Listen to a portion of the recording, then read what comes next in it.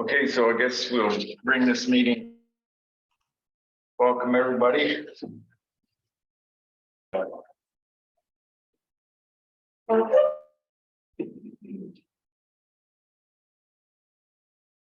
So the agenda was late, so we really haven't had to go through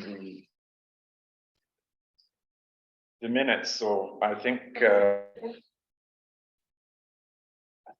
what I'm gonna do anyway is just go through the minutes just to make sure. Yeah, there was a change that I made in the minutes after, it says February instead of March 15th, so it's in the online document, but not.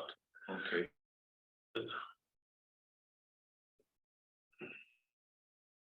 So are these on the website? So I'll be switching them. Okay. Bob, did you get them, doc? So I keep losing you, Lauren, for a sec. I keep losing. It kind of stops a bit.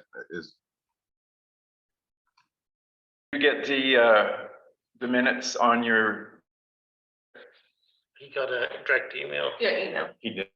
Yeah, I got the minutes with on the council package, yes.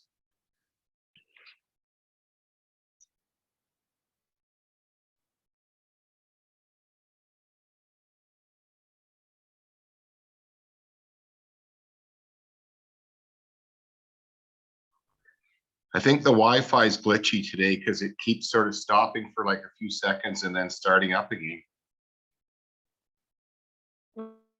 Here today.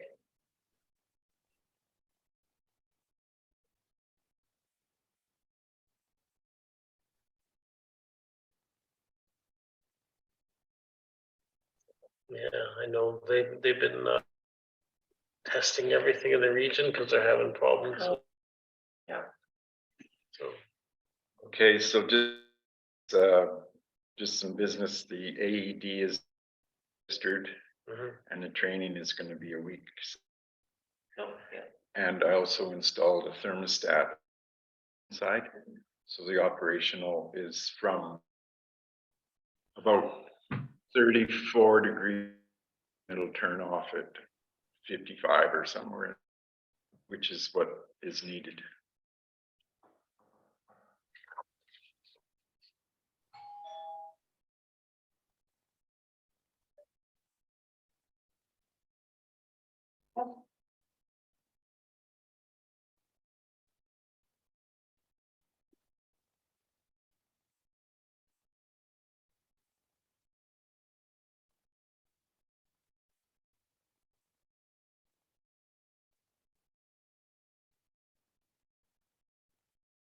Okay, just need a motion to accept the minutes. Ed, all in favor? Yes, Okay, delegation, that's been canceled. Business on previous, So the county sent an updated Stettler Regional Emergency Management Partnership, some edits to it, and then there you have in it, or we have to go in this into Stettler County to have a motion to accept the changes and the listed on here. There's some minor changes that outlined and I sent you in the package. So it had to do with that was a specific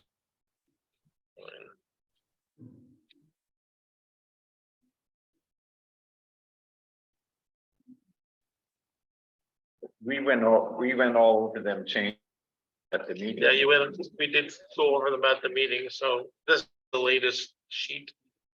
So, Okay. So I'll head to town, so all those changes are into this. all right. So the the funding formula in the end, is it gonna be a year now? Well, they did. Funding formulas attached to Schedule B, but they didn't, they gave us here, but they didn't say whether it was the result of the latest fire announcement, stuff. That's sort of not tied together, but it is somewhat tied to emergency management.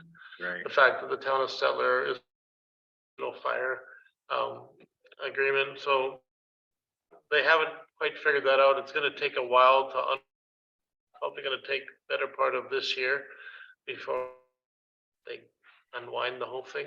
Yeah, I think they have a, So it's gonna take more this year and into next. And they have to still offer the service, so we're still gonna be on the mutual aid agreement with the town of Stettler until the time the county decides to make their own departments or get their own fire departments running. Cause the trucks that are on are county of Stettler trucks.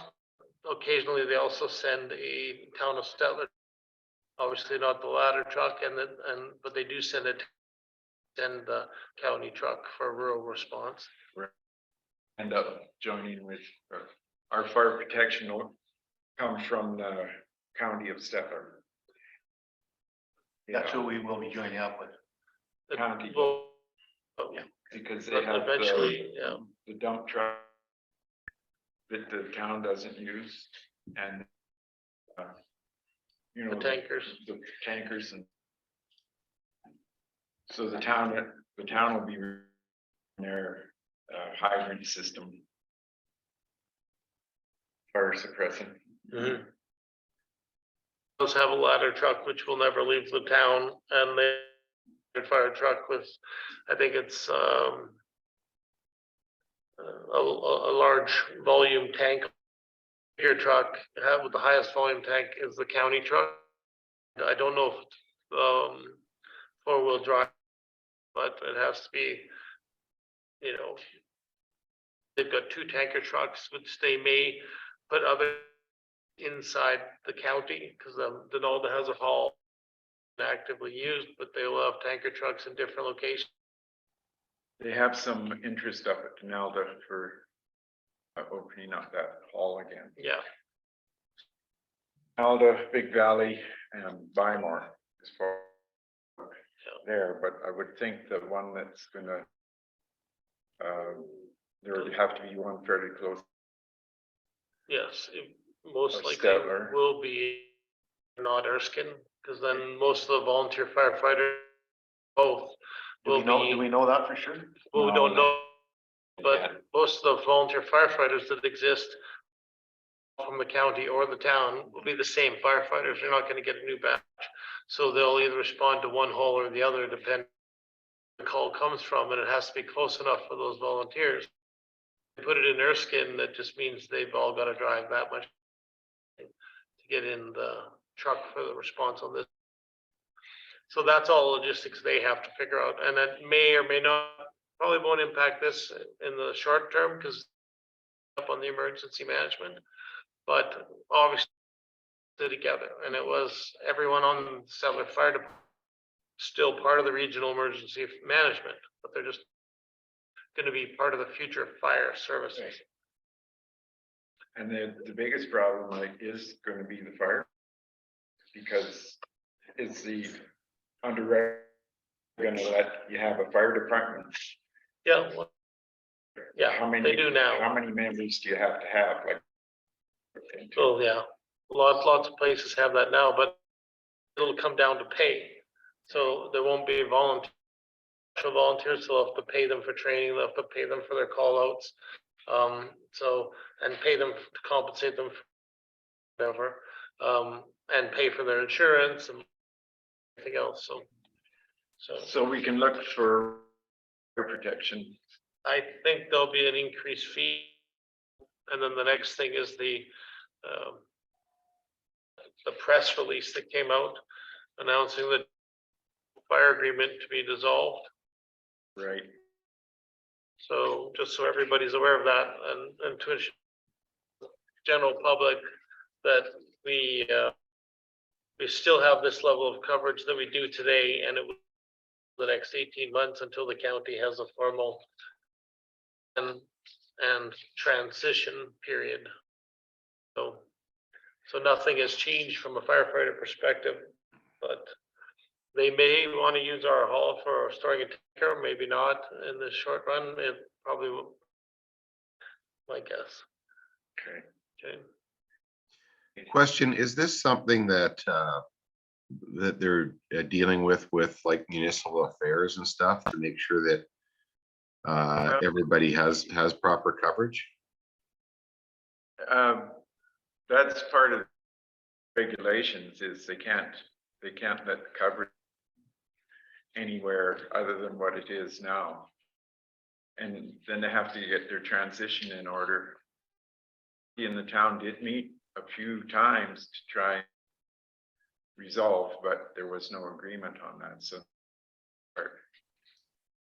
But What happens if something doesn't get in place? sorry, Bob. Can you repeat that? What happens if the county doesn't get a proper plan together? Well, they're regulated. They absolutely have to. Okay, Like it's not, it is it's like the regional fire and authority now is there's rules that they have to follow from that. Okay. And the underwriters of Canada as well. And it's very strict. okay, thank you. So the minutes here, the open.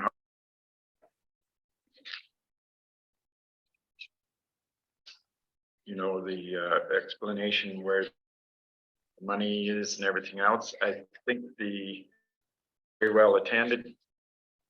Yep. Too bad I've been getting some calls and having some meetings with people to give them an idea. And then we're also planning a questionnaire to go out. And if council wants a person to do it, I have someone to do it. I think it's imperative that we do some kind of a survey or a questionnaire as soon as possible, because you know we're basically have that money that we have 8 months to figure out what to do with right at this point in time. So the sooner the better.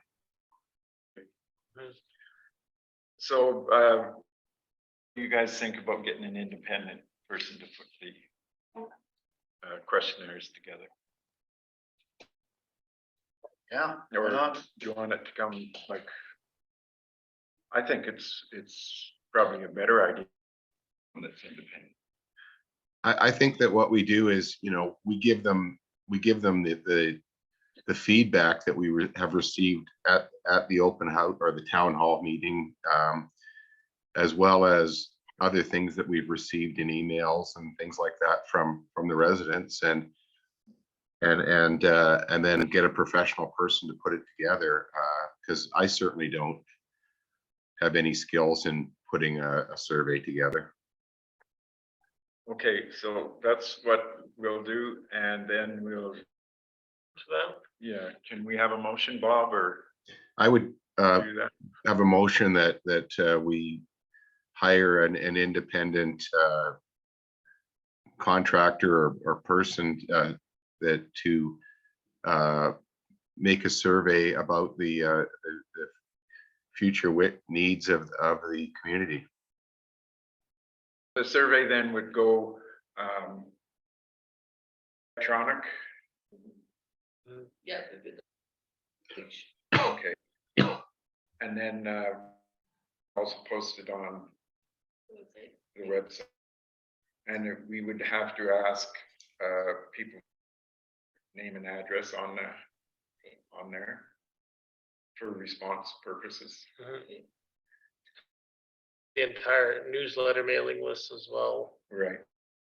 So just as long as we don't get, 5 or 6 responses from one person.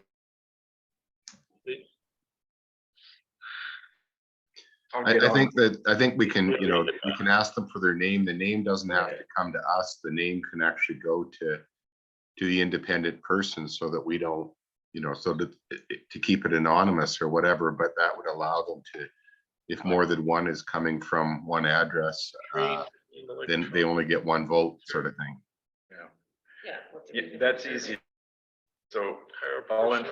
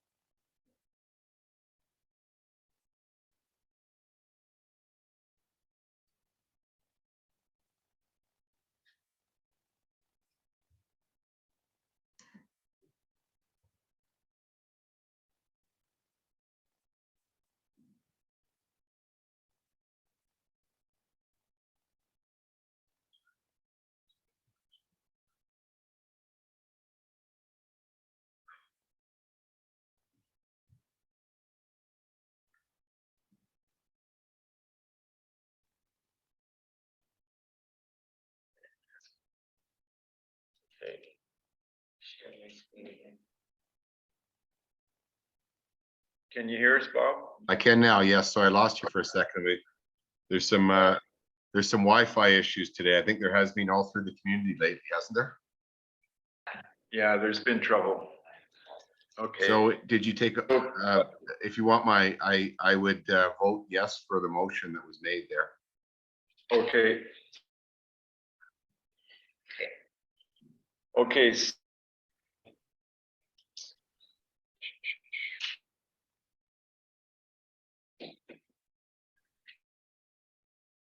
I have this in here for the meeting tonight. I can't see it. Oh, it's on court. So can you take us through the financial? Yep. So, Bob's note later on in the agenda, the feedback from the, you guys can discuss the feedback that we did get and there as well, so. Yeah.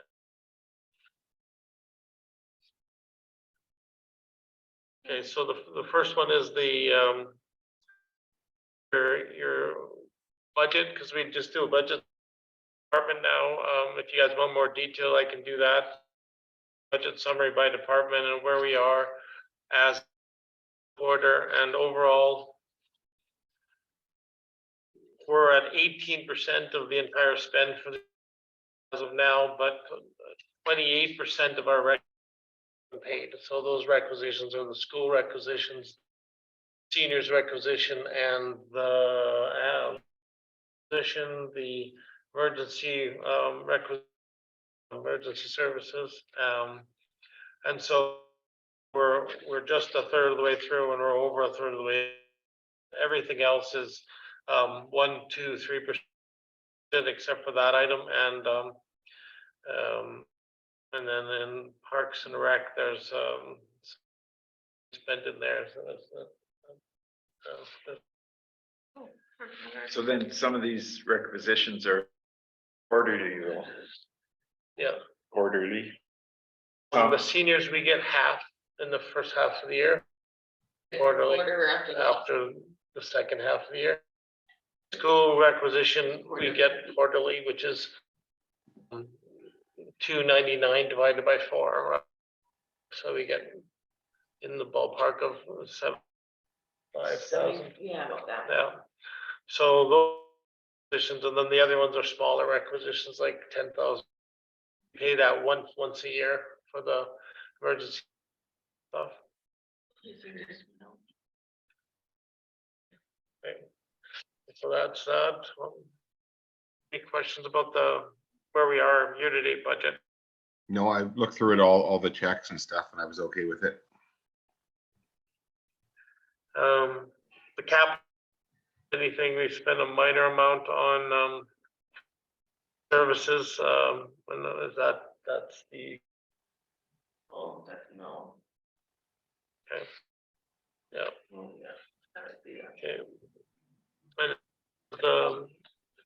check registry, get all the checks in the check registry. If there's anything on, you can see where the requisitions have come out.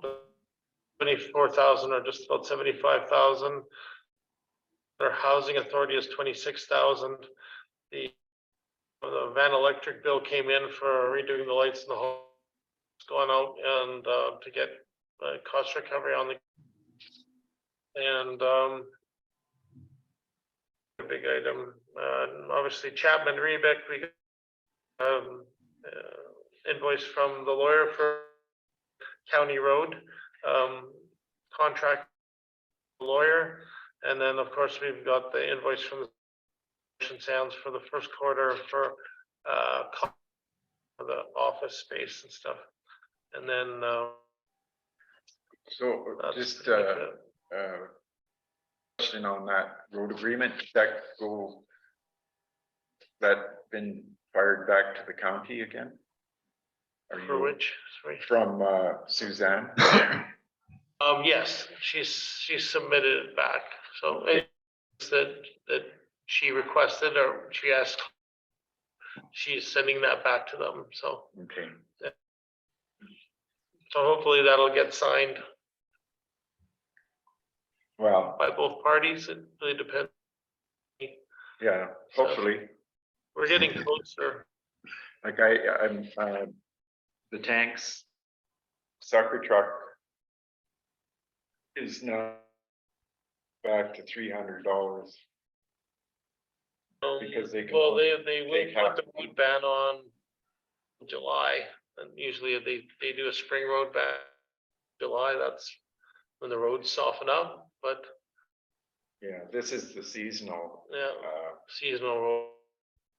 And then even in our contract, it says that they have to put the road ban on at any time if there's damage or projects that are potentially damaging. Everybody should be registering with the county that's hauling on. And I've talked to almost everybody and from people in the community that are getting here for drywall or whatever. So we've advised contact the county, register with the county so you don't get, because you're gonna be over the 75% ban. If they're not registered with the county, but they should be. so, So this is the bank rec as of March 31st. We're sitting at $170,000 in the bank. It's restricted and unrestricted unearned. We don't have any unearned SIP funds anymore because we used those SIP funds to pay for the $40,000 for the dust control. So that's done. So we only have the unearned MSI grants and so that used up, yeah. Sure that will be off our books for 2023. We won't Right. have it on there. okay, good. So, so there's just some 200 grant funds that are still there that aren't up cash flow. And then we took a bunch in ICs. Right, So much our cash flow, but we do have a fairly good cash flow. A number of people have signed up with the TIPS program. That helps. And we don't anticipate another to come out until the end of June. So by then, we're collecting some tax money, cash out any of our GICs so we can get whatever some percent interest on the money. The other thing, the last one is the tax trial balance. So we went from 26,000 last year and we're now down to only 2 people outstanding on that have a minor amount. So we're now down to $1,000 outstanding taxes, and now this one just paid. Yeah, this. this one, So that won't be after the coming court, so now we're down to basically $113.30 outstanding, so pretty much collected So that's there. That's really good. That's great. It helps us with. And then the last one, budget discussions that we're gonna have later, but it's basically the forecast previous year where we finished the projected budget and then the future year budget. So as far as to give council we finished the year and when the auditor does report to council, we finished the year with a 7,400 plus last year, only because we used all this and grant to pay for the road and the road. If we didn't have that set money and spend that money, we would have been of almost $30,000 because of that $40,000 requisition or Right. request requisition, whatever you want to call it.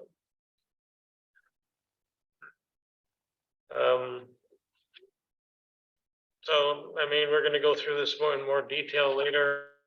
As far as the budget goes, the goal is to try to down overall, and if not, make some minor cuts areas to keep from having to increase too much, and then the cost of living increase of Canada, CPI. Basically, we put a report in here, and it's just about everything we do. It affects our gas, utility, and everything else, and it also affects transportation of goods and all the supplies, materials, and even the supplies that we're buying from anything from track maintenance or whatever. All those costs have gone up, so it's going to affect our budget in some way. The biggest increase in budget we have is that road requisition, which adding 33-35% onto our transportation budget, and the position went up slightly, and then our police requisition for the police sharing grant. We knew that was going to be a 5-year gradual increase. But those are the biggest items. On the revenue side is the fact that we have GIC in the bank, and we will get revenues, find other revenue sources like grants and other things with other capital items. But the other bump to the budget is we had a doubling of our MSI operating. So the province decided in order to meet, they would double our MSI operating from 9,000 to 18,000. So those things helped us. I mean, we still have to deal with the acquisition from the county, the increase from the school, and the increases from inflation. Okay, so with the police, since can you hear? It's cutting in and out, but just keep talking. I'll yeah, go ahead. It's not you, it's the Wi-Fi. Just on the, so for a big deal right now is the retroactive pay for the RCMP across, and it's not really directly affecting. They made it so that if the municipality is 5,000 people or more, then that would be affecting them. Also, the fact Stettler town office in their municipality. So we're not going to get dinged with that, but it amount that feds put back onto the municipality across Canada. And the provinces. And the provinces. Crazy. Also, that road, that $40,000 for the county, we had talked about putting that on as a for all properties in the village. instead of doing it by, Mill rate. mill rate. So what I mean is that instead it would be a flat rate per property, whether there's a house on it or not. So vacant lot players would pay the same amount as the lots. Otherwise, you'd be adding full amount to the properties based on the, which would mean a bump in taxes in a different way. But it would, the people who have vacant lots are still enjoying the roads and still enjoying the community, and they have a flat tax right now. Tax we collect per lot minimum to cover that $40,000 bump from the county. Right, and looking down the road, I think we gotta look at the fire protection jumps to the roof, then we're allowed to put fire protection on there across too, which we used to do. So,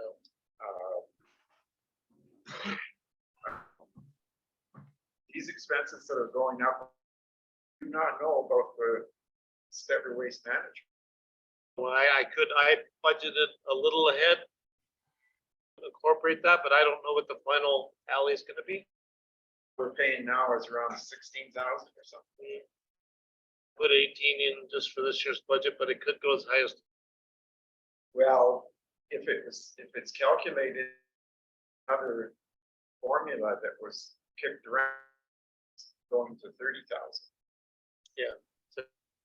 budgeted. in We there. don't have anything else. We're expecting that the landfill authority. Because of the full-time residents versus season, only 4 months of the year does your population to whatever it is that would use the landfill.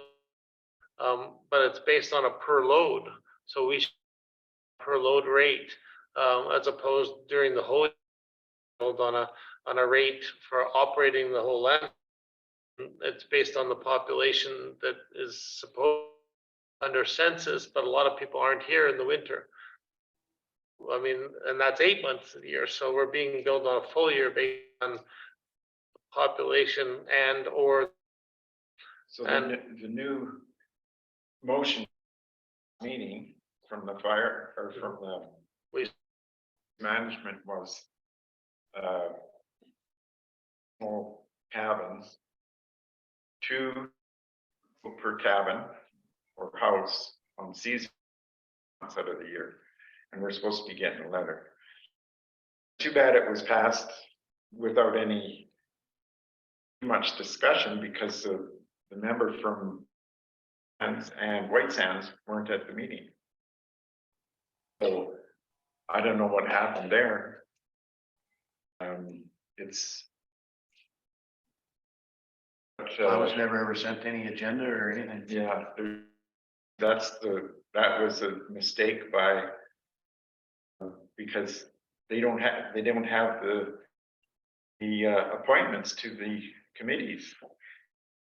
sent emails to their main lady at the county when we first did our changes, and she was supposed to just everybody. So I'll follow up on that. Pretty Why not? important, like it said right Yeah. on the minutes. Ann Hiller from Ocean Sands and Bill Sanchuk from White Sands. Well, Yeah, okay. I'll tomorrow. but they Right. gotta have Ed's, Yeah, Chris' email address Yeah. for meetings and. and that, I get almost everything I get from all these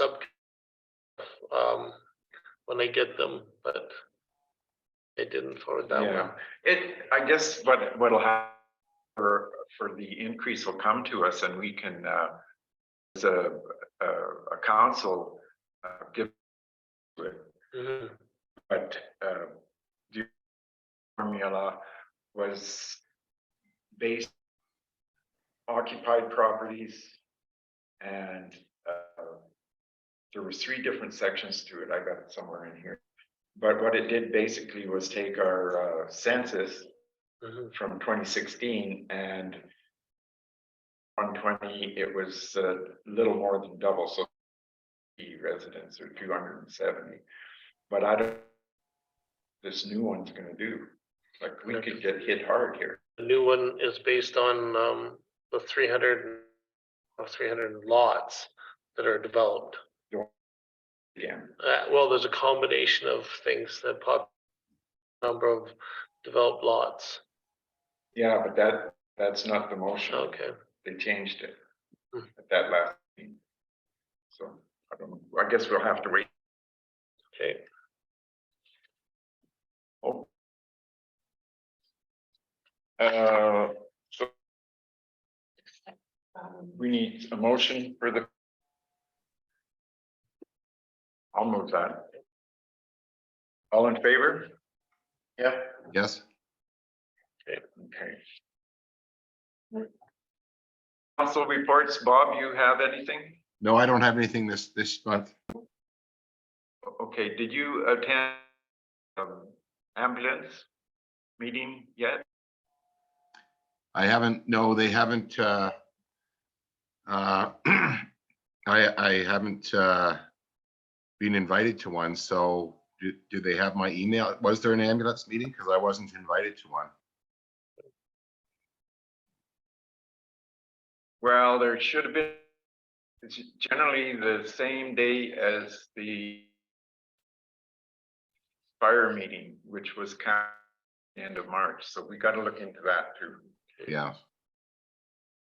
And then I did, you know, I came up to go to the Buffalo Lake Management Team meeting, and they canceled it without giving anybody, without letting me know. So they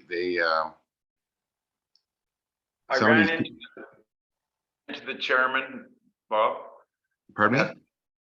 into the chairman in town the other day.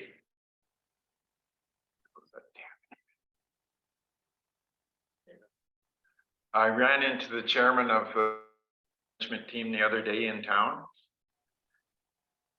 He dropped the ball on that. Okay, yeah, I was kind of worried it was our new in protected areas representatives.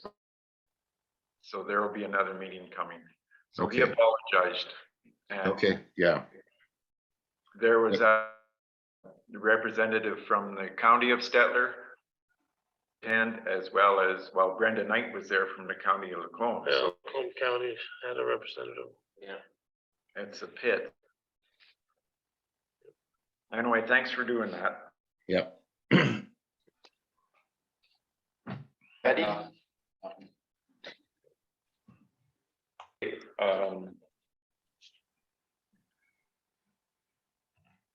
So I gotta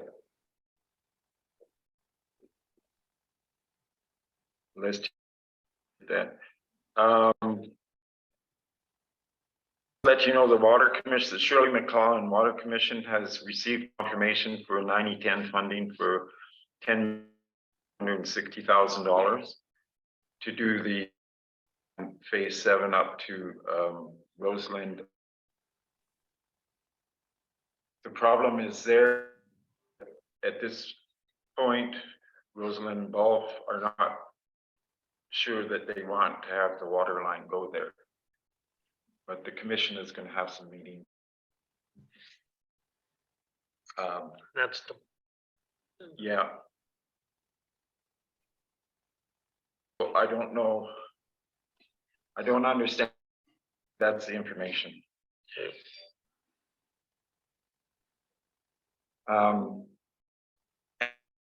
Mention again that if we do anything with the community hall, that Andrew Spatula willing to help, and he's his living codes plans. Yeah, So if someone came with a big project, he was to go through it and bring it up to snuff about design and everything else. And he's in the village here. I toured around and I think there's a need for more no parking signs, yeah, particularly not any more areas signage because be concerned about the influx of people from up at Bar W if that goes. So if we just do more sign, I think it would help things along. Also, we might want to consider a moratorium developing any more parking spaces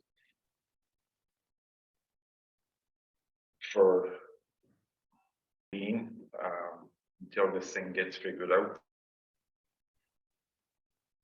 Yeah, we do have a number over time just have grown in Right. from, and we need to clear out the brush along the side of the roads have actually shrunk to less than 1/4 way, and we need to, especially in the for- older part. For emergency services, Yeah, yeah. well, and site access and visibility around corners. The ones that have most are the 1 through 4. Because there's some areas that have closed in quite tight and that hasn't been continually developed. And the brush is now right up to the roads. So that. Okay. And just for information, the boat launch, the one towards farthest one is absolutely not used. There's probably 3 on there. And I was down last night looking at this, and it doesn't look good. Okay. Snow and ice, but there is there too. I did get a hold of from that other summer village who program set up with the province, so they could do regular maintenance person, and they registered that mason with the province so that they can maintenance every year without having to ask for permission every year. So Mrs. Boyda, and Pigeon Lake. yeah, Yeah. so they have a lot of ice. The location, because the wind blows across the lake and causes all kinds of damage.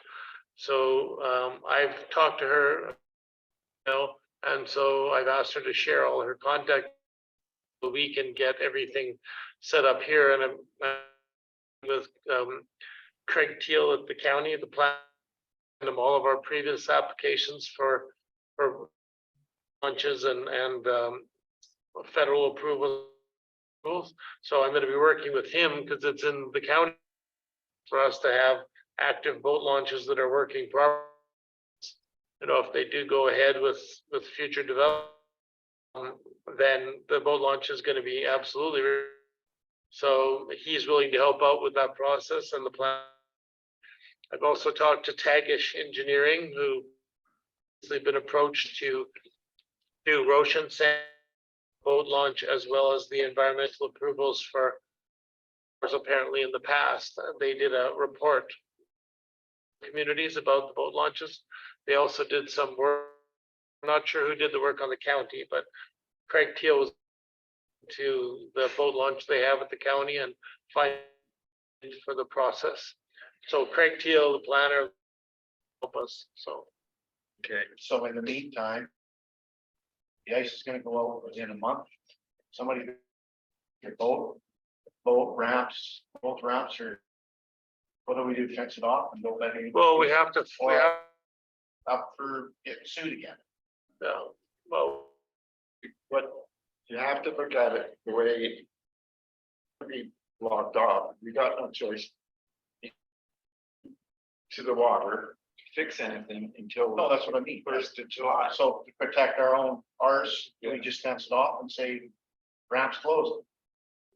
well, that's one option. The second option is to go in with the contractor and get it done and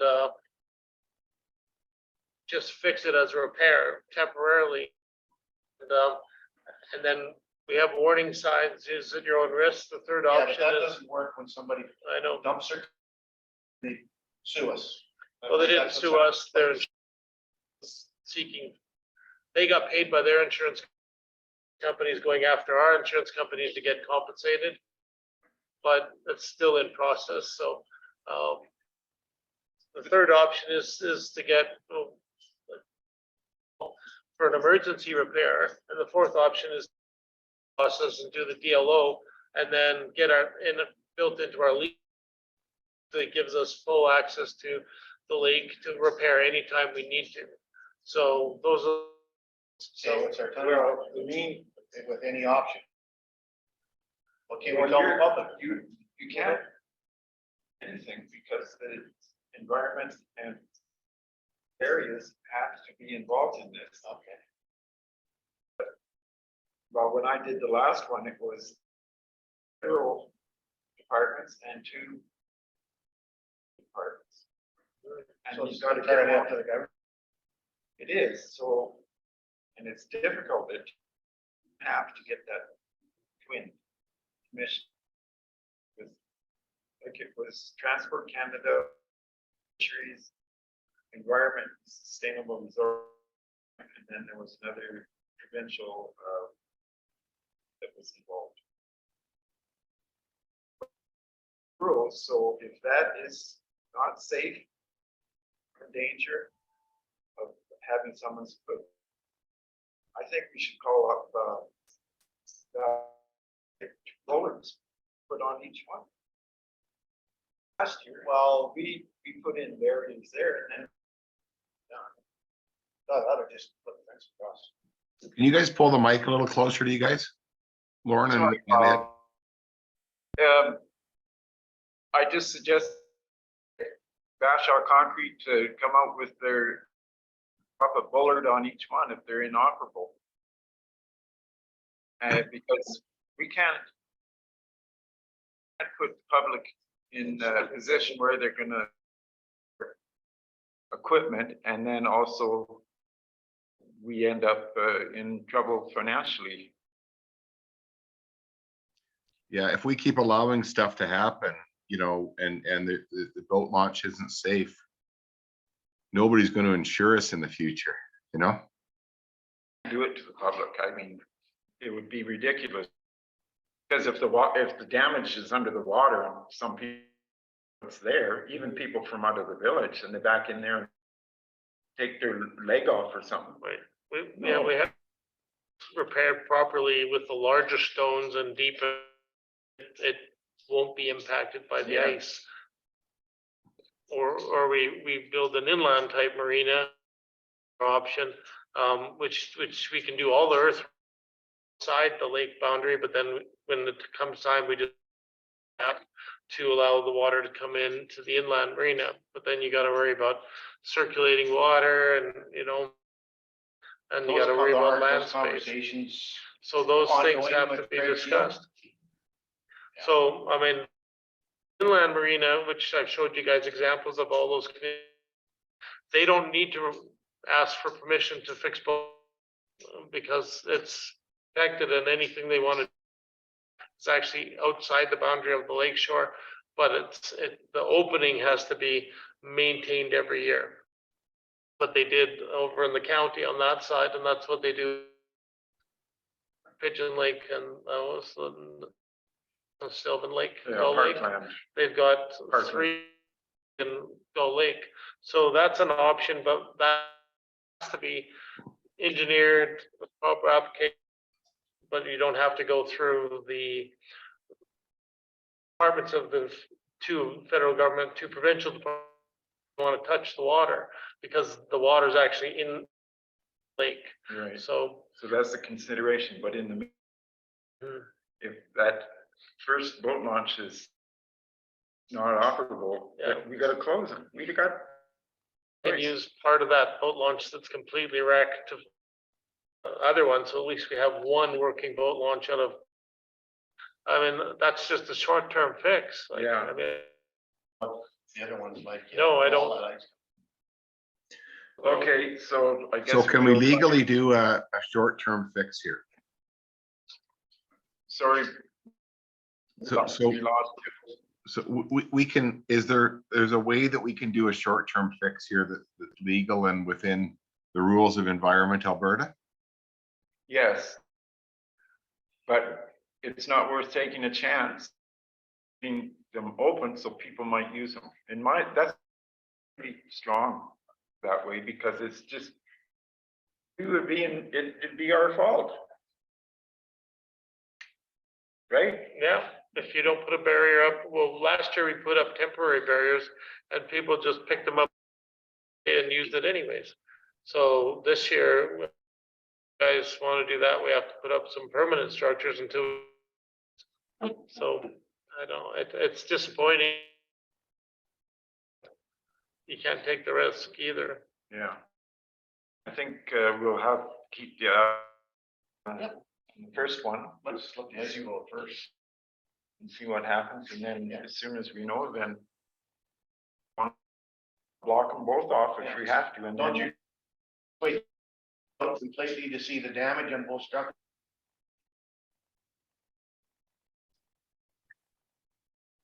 are you there, Bob? Sorry, it's cutting in and out there. Go ahead again now. I say ice goes out until we get to both structures. Sorry, Ed, can you say it? I'm sorry, the Wi-Fi is really bad today. Sorry, I'm losing about every third word here. So,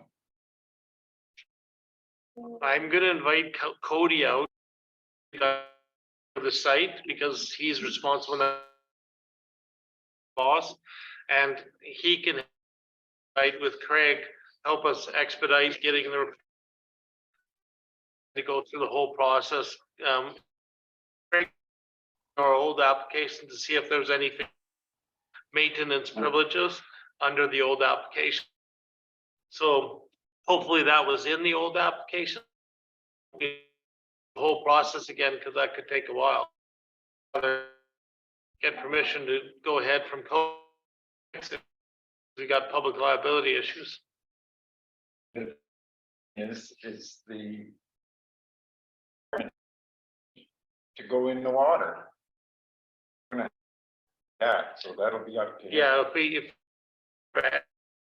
can get a hired water bag or that keeps the water on you in the area without any to habitat, then you basically can access with minimizing damage.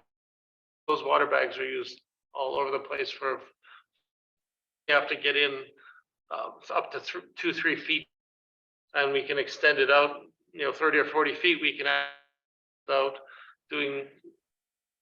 can get permission. Yeah. So he has to give us permission to, and once the water's pumped out of the water bag area, you basically can get in with and or an excavator and fix everything, make it reasonable, short term, and then drain the water bag right back into the lake. You just pump the water from. So. Okay, well, I think we've enough, and you, Bob, do you agree that if there's danger in there that we just close? And it's I think so. I think we've got liability issues until these things are fixed properly. I just think we have to close them. Yeah. So there's been a question about on beach access 4, but down there is, I think it's only feet wide, that little trail onto MR towards the lake. Mm-hmm. But the biggest problem down there is that there is no absolutely. Okay.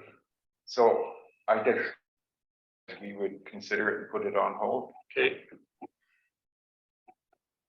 And the other part about that is the swimming area there's also lifts in there too. Yeah. That have to be there, so it's complicated. Okay. There was some tree removal that was supposed to fall off of the MR because there's old that if they fall over their property. Right. And which area? Which road? It's on Lakeview Avenue.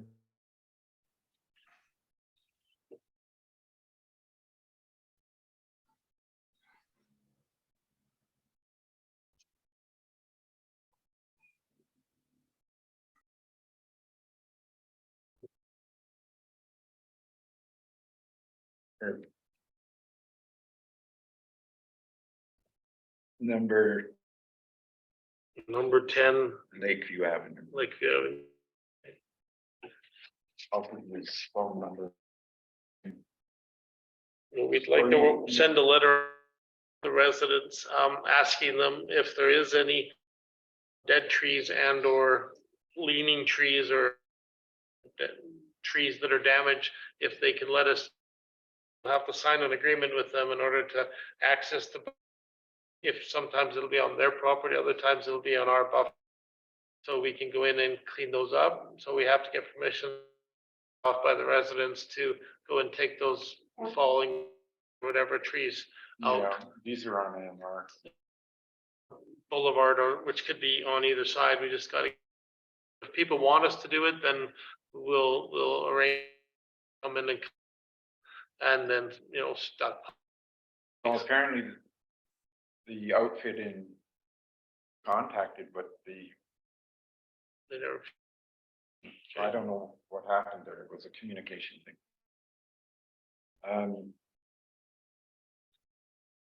they are coming out to do some work in the area for ATCO.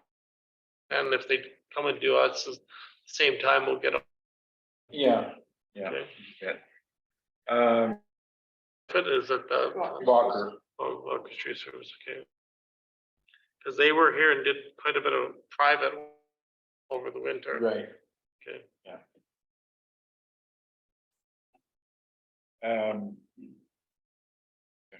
Okay. So there was in March meeting, council meeting, the becoming with the inspections accredited. Yes, So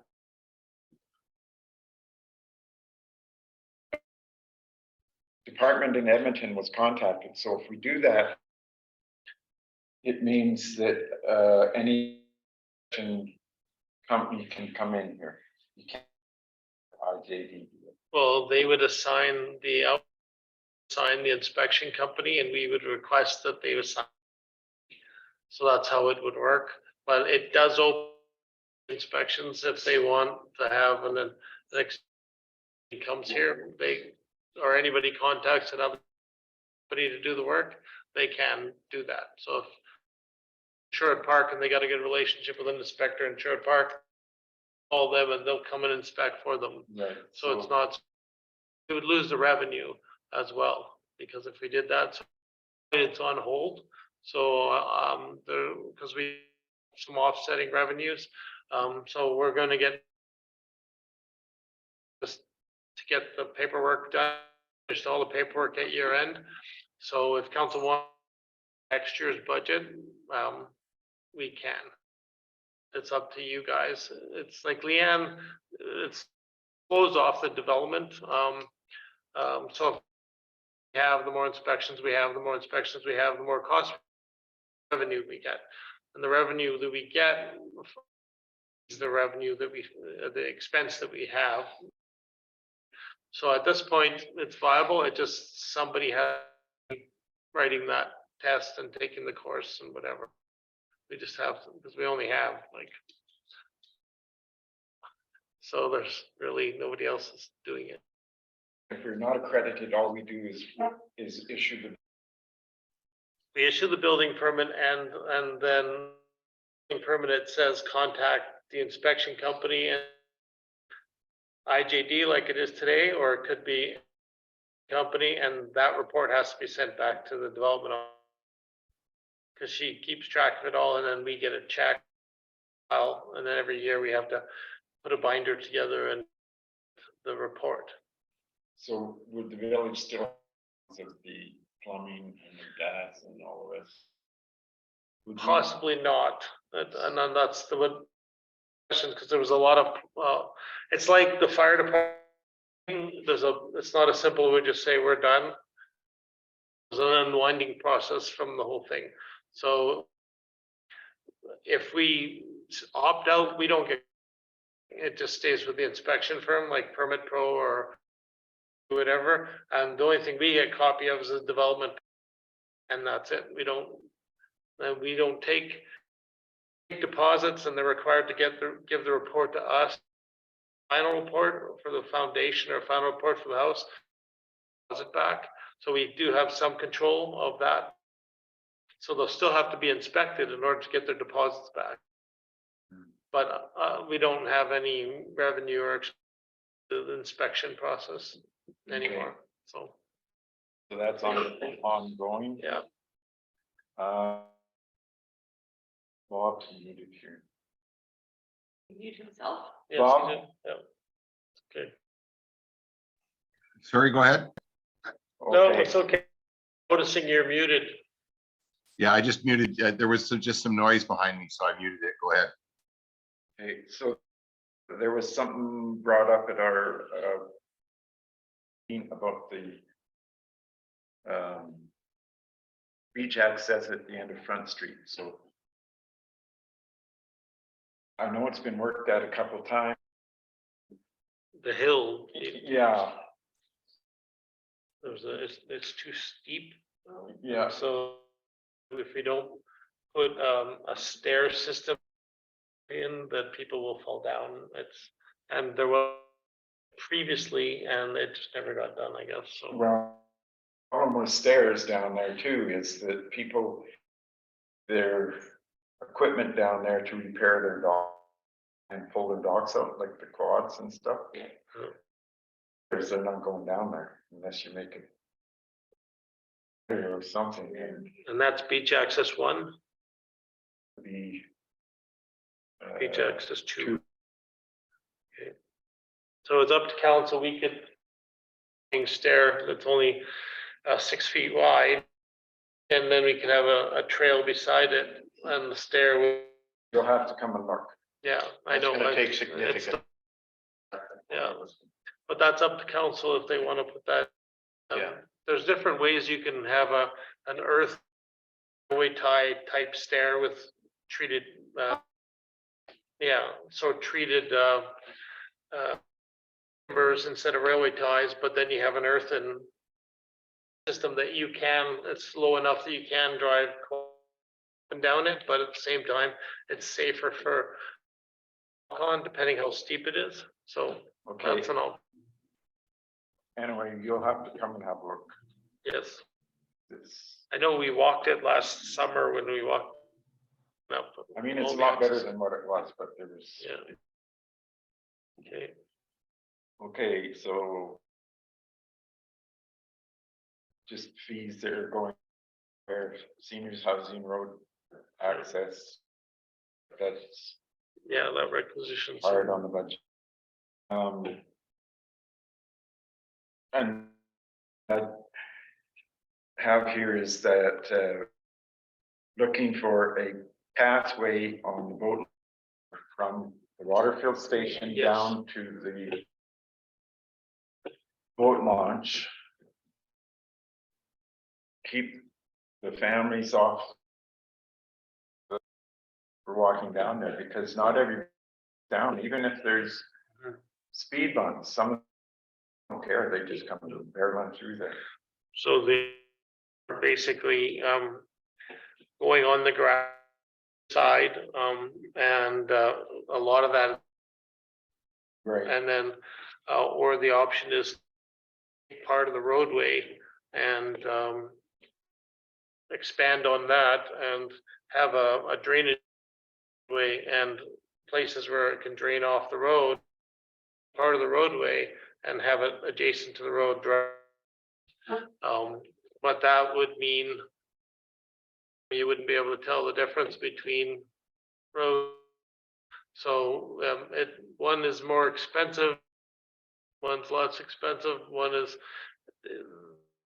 in the ditch, if you will, would probably the cheapest thing, and we could it just have to be gravel or whatever, it doesn't- well, you'd have to dig it in a bit and you'd have to put gravel on top, just so the gravel doesn't just sink it. So, you know, you've got and that's not, so it really depends on what council want and what the communities want. So, I think this is something that's brought up, going to be brought up in that, in that survey as one of the things. And so I think we wait for the survey and then we make that decision. Yeah, that's a good idea. It's, we'd have to have some kind of a rough estimate of cost. yeah, there's Direct has a list of cost per, of like path versus paved path versus gravel. And so I can call Parks and Rec because we have those lists. And then, so if we figure out the council, then we can hire a local contractor to, you know, back and meet give us the pricing. So the trouble is doing the north side more steep in areas. Mhm. Line. And then the other side of the road, you still have to have the kids Across cross the road. two places, and at the boat launch, that's where the corner is. You may be kind of blind there. I don't know. Yeah, Looked at. yeah, and then council may want to commencing some of the existing fire trails. Actual trail in, so that people know that there's a trail connect with the other trails to the. So it really, council has to decide what they want and how they want to do it, so Okay, pricing, and we can, council can make a decision on picking a contractor. okay. Well, I guess that's the end of my big old list. And your report? Dean, did you have a? Well, as you guys know, we've been working on the strategic plan. We've had a number of issues, you know, working with the law firms. The county road agreement, working with working on the other legal issue, the settlement done, and follow up on the insurance claims that have come in from last, need to be followed up with RMA again, books, and there's a couple there, and then, you know, just keeping up with council agenda packages. And then this month alone, we had 4 meetings with White Sands and 2 meetings with Sands. So I mean, this last 30 days has been pretty hectic. No. So I mean, I didn't have time to break. Well, I got a lot of notes written down, but I didn't report, but I will present it next meeting. With the budget, the mill rate bylaw, which I'm working on, which depends on your decisions. Be able to complete the mill rate bylaw. And then, of course, we have some hiring processes. We've hired the students. For this year, we've got 2 students, 1 coming back and 1 high school student in July that'll be doing basically grass cutting, whatever. And then we've got notice of some grants, and then we've got to get grants because the deadlines for the grants are coming up in May, deadline in June, and another deadline in July, and work has to be prepared for those grants and council's decision on whether we're gonna, regardless, we should pursue the grants for the, if it ends up going into 2020, 2024 or 2025, we should pursue grants, the Green Building Fund, we should pursue the grants that we need to get in. And then as far as the we will apply for the projects the council wants to set up in the fund, so we'll make sure we'll get all that done.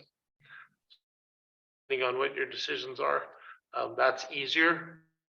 Federal government grants and the other provincial grants for recreation longer, but they're generally more money, $500,000 to $1 million, $500,000 to $1 million. But you have to have your ducks in a row and your everything, so. Yeah, and I guess we all know that grants are out there, but unless you get them, you don't got them. That's. the And biggest if you thing. don't apply, you don't get, so gotta be able to focus time and work with some people in the community, the hall board because there's grants that they can apply, have to help them with. But if we get those grants, it means extra opportunities to do things. Okay. Okay. Move to accept. Move to accept. Bob, Yep, I'll move to accept those reports. Sorry, I'm still kicking in and out here a bit. Okay. business, Canadian consumer price impact, I think we. Yeah, Talk- so basically this, just so you guys know, the CP up to the end of 2022 was 6.8% increase. The as of February 2023, it's actually come down. Now it's at for a 1 year, 12-month, 5.2%. And then that are being impacted by the 6.8% are fuel, power, natural gas, is shipping rates from suppliers, salaries and benefits, and other materials that whatever, we don't buy a lot of groceries or anything, but all supplies that we use have gone up. So that basically from preparation for your as of April 1st, 2023, taxes came into effect, and it now means there's 15 cents per liter on the all fuel. That also affects the cost of products, the goods, service, shipping. So that's on top of the base, or as part of the basic CPI. And federal rates for transportation have now been 68 cents a kilometer for the first kilometers and 62 cents a kilometer after that. 68, but that we don't have to adopt that. That's just the federal government for tax purposes. So it will have a significant impact because last year we're trying to keep our costs down, cut certain areas that we have to cut certain areas to find, but it is affecting our budget. Alberta School Foundation requisition. Basically, this is our requisition that impacts our budget from last year to this year. So we're at $2,711. So it works out, well, the exact number is $927 per quarter. You know, that puts a chunk of our budget right there. It's not our budget. We just on their behalf and submit the money. Right. And so if people don't pay, we still have to submit the money regardless. So we've collected all the taxes now. And the housing authority.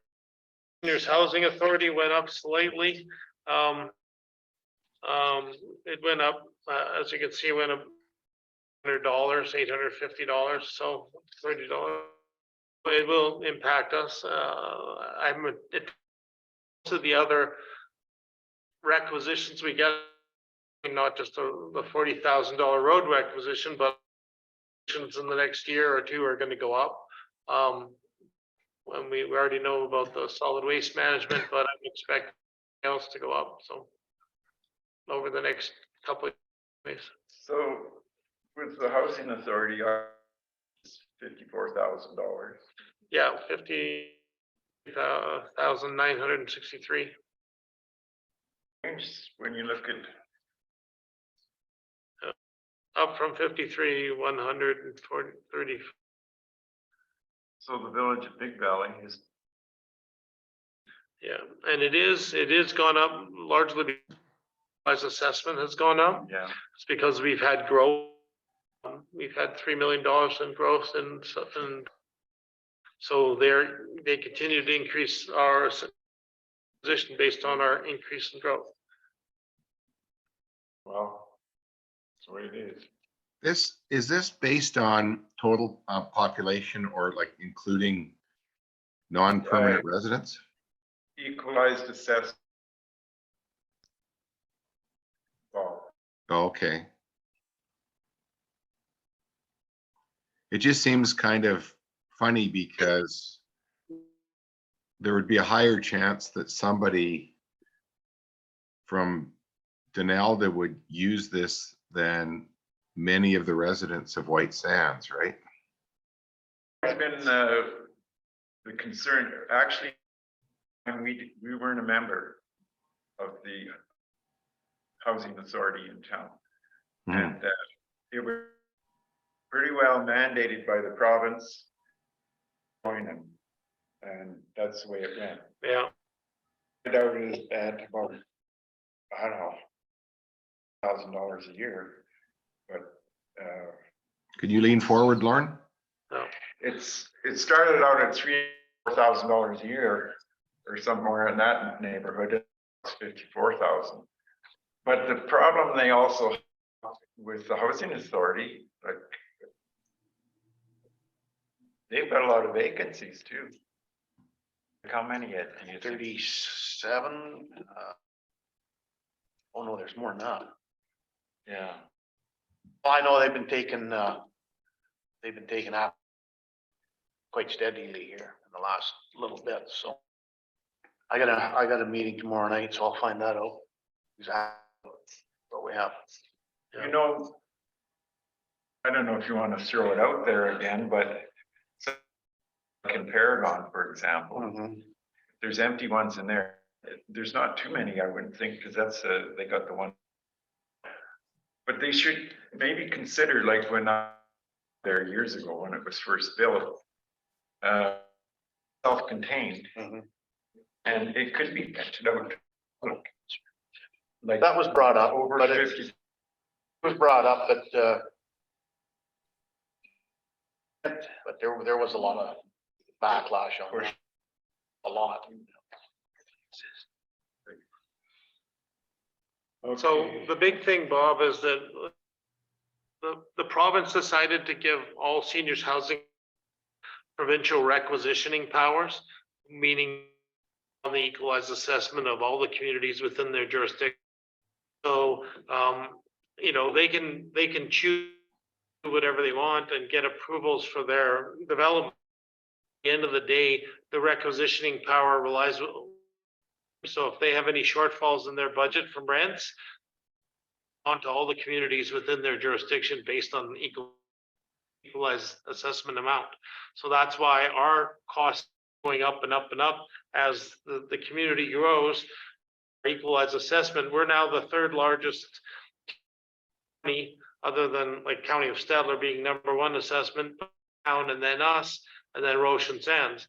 So that's why our costs keep going up.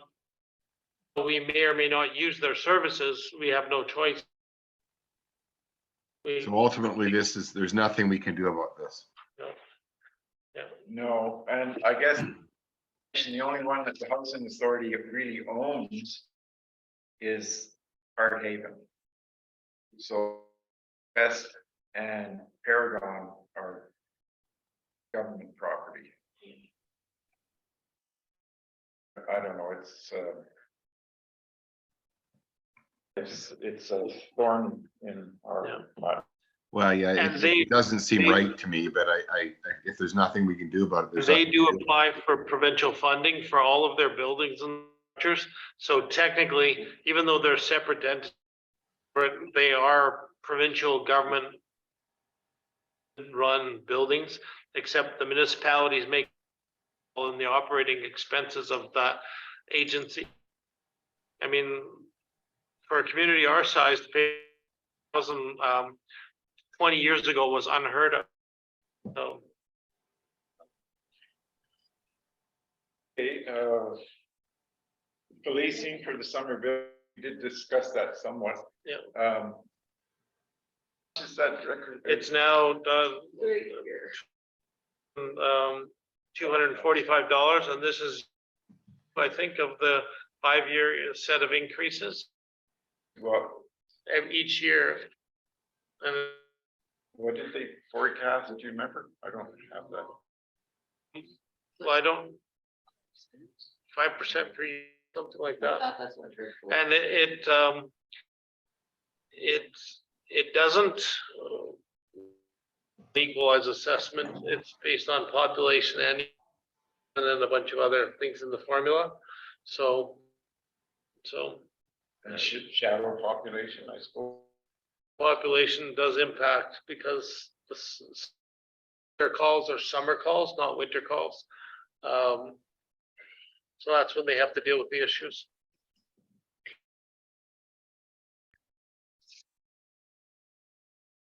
Okay, and then there was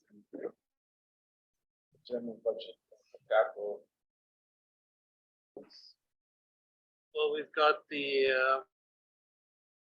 so the general budget, I've included in report, but the capital priorities, I also published notes in here, from the meeting, which is basically a continuing Sense Community Hall open house. Those will be discussed as potential. If the community decides not to go with the here, but they still have to spend the 297. List of projects that we could possibly look at for the capital. So as far as the cap budget goes, I didn't provide it because you guys have to decide on where you want to spend that money, because if we're not going to this year, we're only going to do, say, study or whatever and use that money, then the rest will be spent on some other projects. So And we really won't know that. We get our questionnaire back or So you was guys that have, list comprehensive enough that I gave you guys, or was there it anything was more that? fantastic. It gave a good feedback, and there was some really good suggestions that came out of it as to where we should spend the money. I don't think we're gonna have to spend the money in the boat launch. It's gonna be a big thing this year, get it up and running. So, Yeah, I like the $300,000. It's not a. To spend that money without even looking at the whole. and you hire a few contractors, you hire an engineer, spend a good chunk of change right away, so. Okay.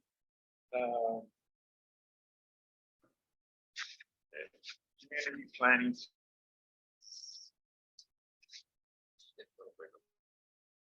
Did I go far? Yeah. Yeah. There's okay. society. So just so everybody's aware, he's having a meeting. I didn't put their whole agenda here, but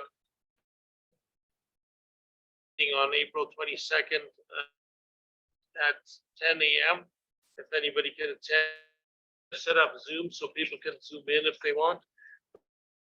They're going to give their financial reports and they want to know some direction from the community on what the community. So I think the full agenda is on the website. yeah, Speak into the mic, I Lauren, didn't please. post the whole thing. The agenda is on the website. Last night. For the Hall Society meeting on Saturday. Are you there, Bob? Sorry, you cut out there. The agenda for Friday's meeting is on the website, on their website, and it's at Saturday, 10 o'clock. Yeah, no, I'll zoom into it. Yeah. You're coming down, right? You can do that. All right, I'm around, so. Community planning services. So this is just an announcement. They have selected their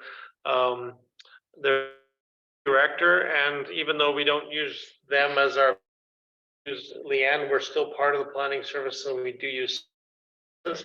We do pay in for the subdivision development appeal.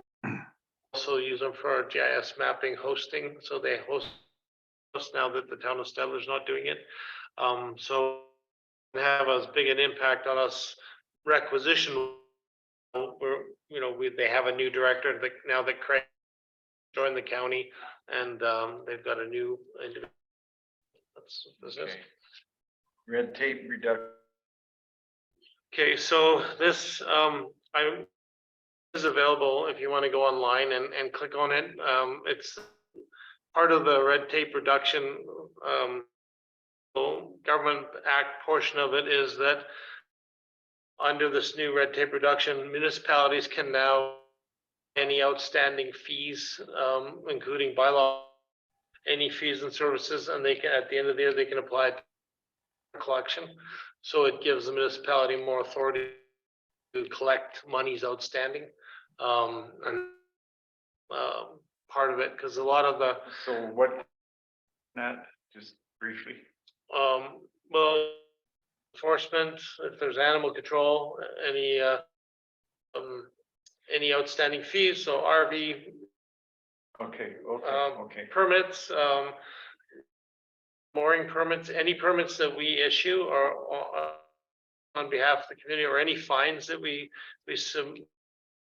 can now be collected by adding it to the tax roll. I mean, the council has to be selective with that, but it restores the powers of municipality to add expenses and costs to the tax roll. So do we have to make a policy? We'll have to update our policy, and then we'll have to do bylaw enforcement. Then we do have a small budget. Every time we do bylaw enforcement, we need to get our bylaw enforcement bylaw in place. That's another requirement under the municipal. Because right now we don't have enforcement bylaw in place, so we need to get that in. But we have a bylaw enforcement company. Yeah. Law enforcement bylaw, and Well, municipal we better- affairs wants us to get them. The deal is, if you underneath, bylaw comes out and does it for you, it's not in a bylaw, it gets thrown out in court, because the judge will, unless it's in a municipal bylaw, they can't enforce it. To get our bylaw in place. Roshan placed a couple of years ago, I think, and that's one of the list of things municipal affairs requires us to do. That's on my list. It's longer, Okay.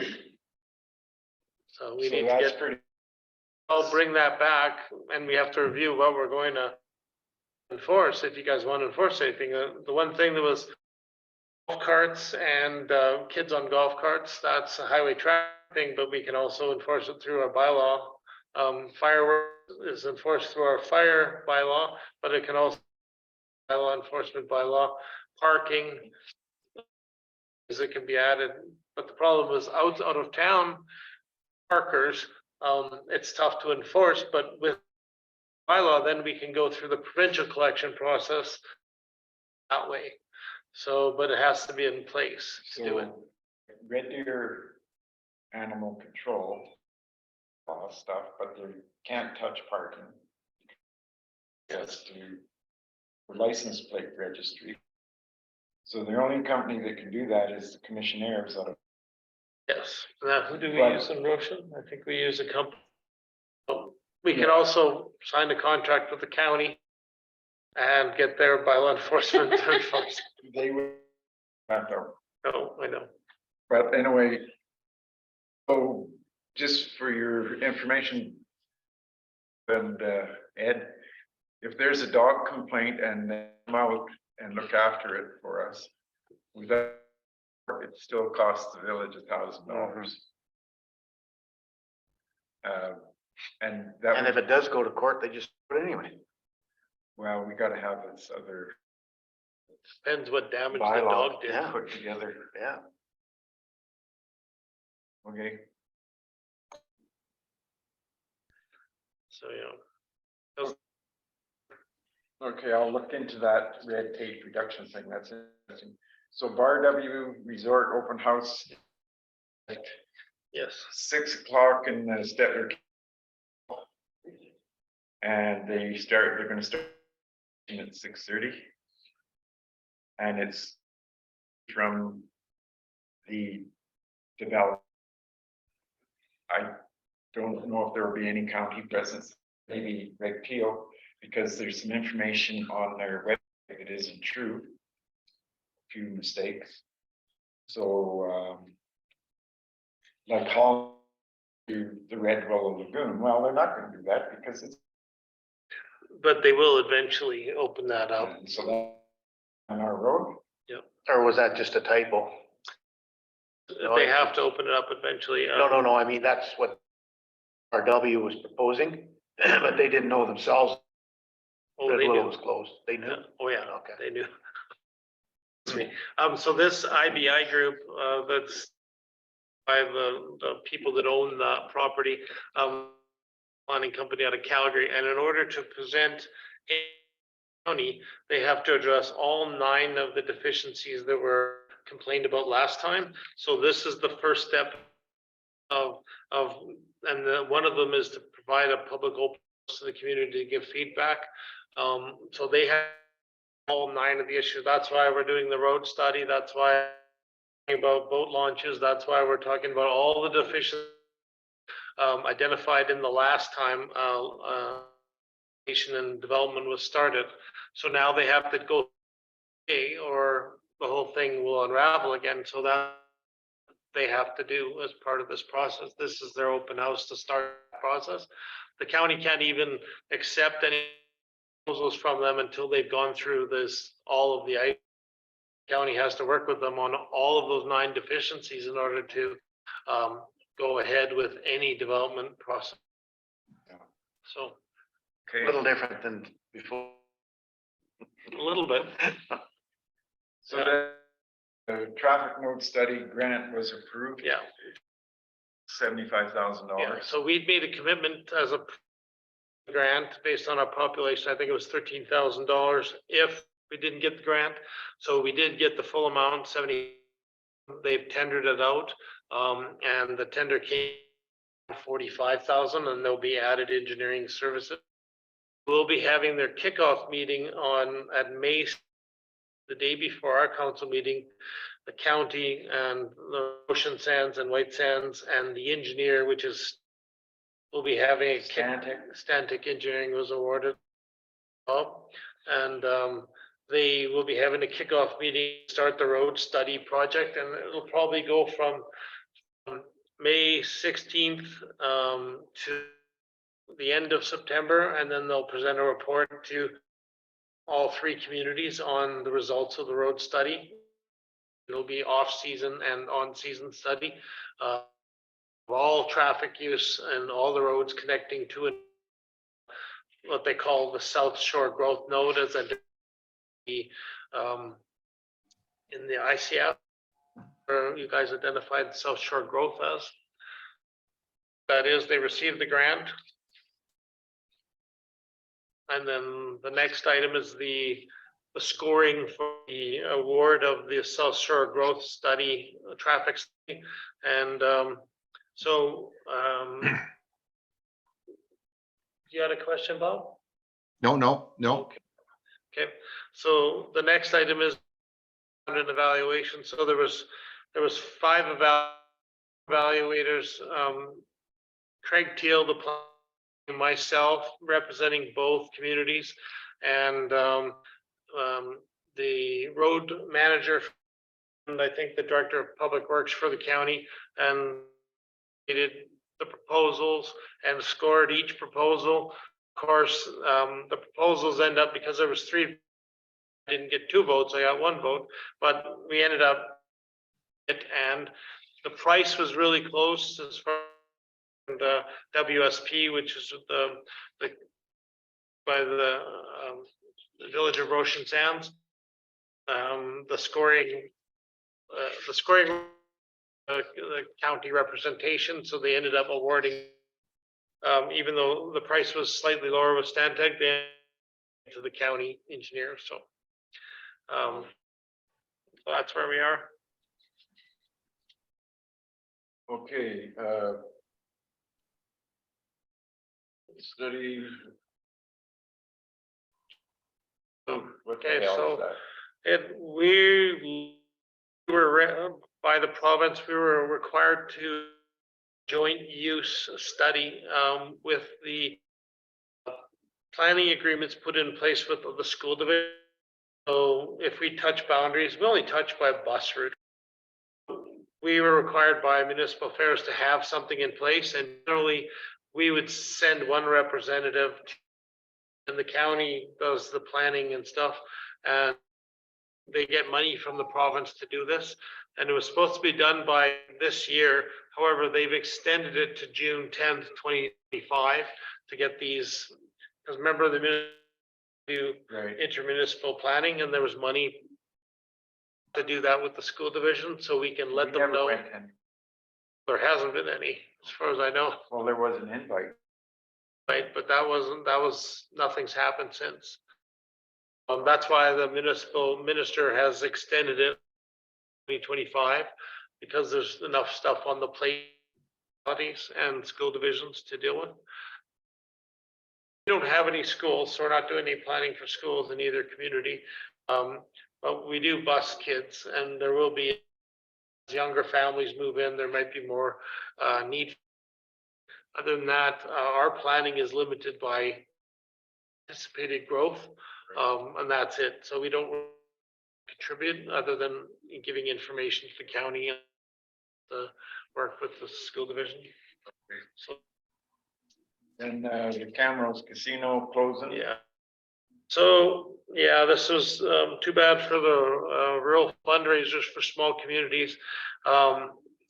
Because they weren't getting enough funds or weren't people coming to the casinos, they've decided casino to Edmonton. And now in order for Camrose area to do rural and do volunteering at the casinos to raise money, they now have to go to Edmonton, or in this case, they'll have to go to Red Deer, because that's Camrose was the closest, and Red Deer was, well, they're pretty both the same. But now we're pretty much restricted. We have to go to Red Deer unless we want to organize a group and send them all the way to Edmonton. We used to go to Red Deer all the time. Yeah. anyway. We didn't. So that's the way.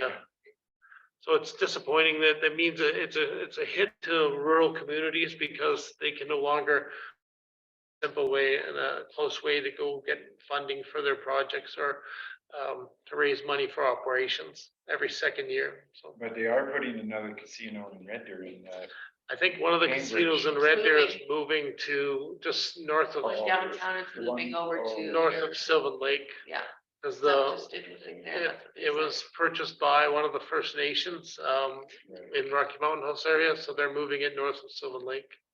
So there'll be a new casino opening up. North of Sylvan Lake. Yeah, it's, and I can't remember the areas, but it's around the Sylvan Lake area. It's, Okay, because the Blackjack is moving to where the Capri, whatever it's called now. Yeah. It's moving Cambridge. there, Cambridge, yeah. yeah, so, Okay. Well, that's, Yeah. So basically, the Camrose Casino, like if you did a weekend there, it was only $6,000 was your take? no. Well, maybe Camrose, but when we did it in Red Deer, we got about 22,000. Yeah, because I know the Calgary ones I did for my school, the kids' sports years ago were getting tens of thousands of dollars. Okay. Well, and the province is committed to redistributing all of the lottery funds and all that to recreation and other community groups. But the way they were doing it is through casinos, but they're also doing it through grants. So based on our per capita, we haven't been applying for our grants, whereas Donalda and Donalda Ag Society has been applying every year for the last 15 years. So they've been drawing grants on a regular basis. Roshan Sands and White Sands have not. So we need to get on a program of regularly applying for, even if we don't have a project, just apply for the grant every year and we can apply it to the project, so. Okay, so I guess that's the end of the agenda. And then we're gonna head in closed session or in camera. who's gonna give that motion? You gonna get that? Ed? Yeah. Okay. Okay. Lauren, you're coming to the camera, the 12:53. And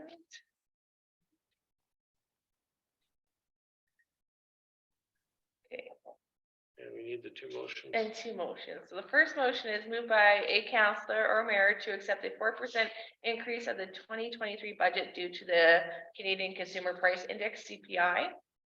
Who wants to take that one? Lauren, okay. Um, Okay. And the next one is moved by Counselor Emeritus to accept a 4% mill rate increase of the 2023 operational budget. Budget period. Oh, budget period. Okay. Who wants to take that one on? I'll take that. I'll do that. Okay. All right, And then we need adjournment. adjourn meeting I'll at, do that. Do we just, we should vote on those. oh, right, yeah, Yeah, vote. all in favor, yeah. Yep. I agree with both. Okay. Ending meeting.